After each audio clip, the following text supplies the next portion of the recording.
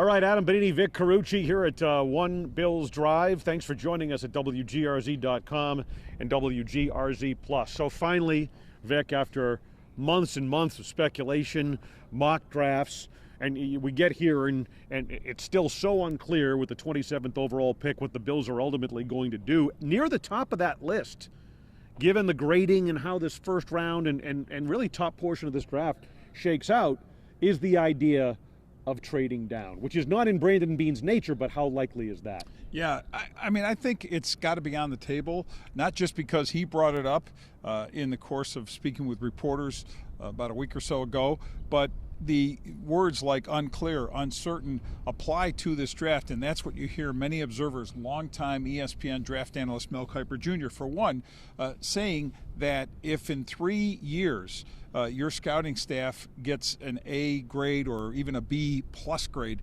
on this draft, he said they all would deserve a raise because it's going to be very challenging to evaluate a draft like this, meaning there aren't so many great players that you'll have a hard time choosing. It's that there's a dearth of really great players, at least in terms of what the analysts see. So the idea of trading down, accumulating extra picks, that actually might fit into the overall plan for the Buffalo Bills in the sense that because they're top heavy in terms of salaries in relation to the salary cap, Josh Allen, Stephon Diggs, Von Miller, Dawson Knox, cap room is an issue, so you have to maximize the number of players contributing in a significant way on their rookie contracts. Yeah, you have some kind of conflicting points here. One is that the Bills do have needs.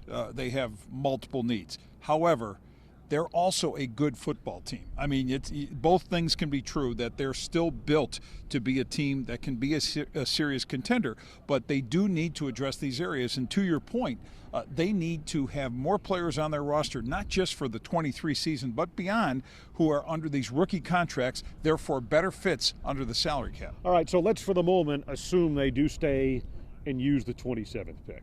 They don't trade out of it. It's really hard to project. I mean, Brandon Beane even said he's going to wait till around pick 20 to get a sense of who's off the board. Is there a guy worth moving for who they have a first-round grade on to go up and get, or do they trade back? But let's assume they use the 27th pick. When push comes to shove, what's the most likely direction you see them going in? I think it's defense. I know there's a clamor for that wide receiver, and a lot of mockers of drafts have Jordan Addison, a wide receiver from USC, as a guy that the Bills would get.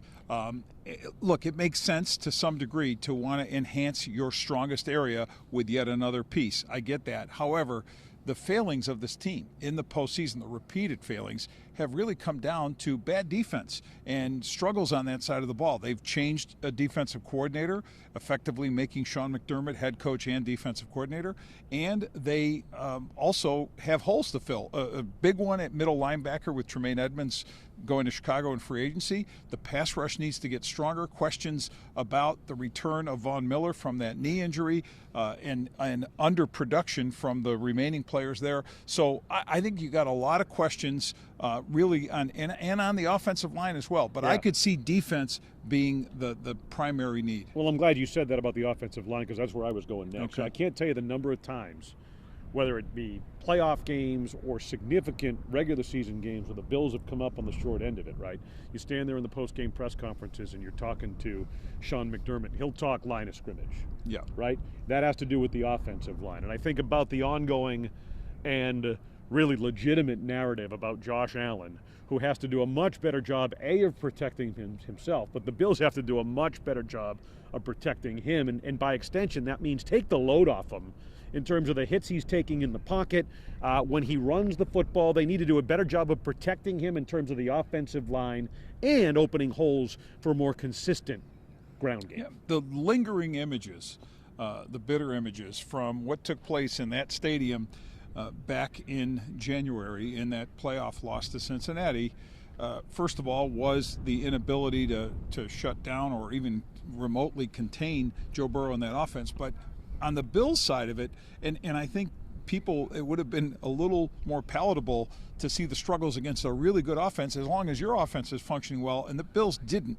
Now, there could be reasons beyond pass protection, but that seemed to be the biggest. And you also had a quarterback dealing with a lingering elbow issue from midseason. He suffered that injury against the Jets. He needed to be protected better. He was bailing out often. He was never comfortable even when he was in the pocket. So those visions, I would think, are still in the collective mind of the Bills personnel staff. And so that both of those arguments add up to a line of scrimmage pick at 27, where instead of going for something flashy and fun, the Bills stick to, if you're not winning the battle on the line of scrimmage on either side of the football, you're not winning as many football games as you should, especially ones that matter most in the postseason. So in any case, Bills with the 27th pick, the way this is likely to time out, if they stay there, it would happen between 11 and 11:30 Eastern, right during Channel 2 News tonight. So we would encourage you to tune in for that. Vic and I will be out here from Orchard Park, and of course, continuous coverage at WGRZ.com and WGRZ+. For Vic Carucci, I'm Adam Benigni, Channel 2 Sports.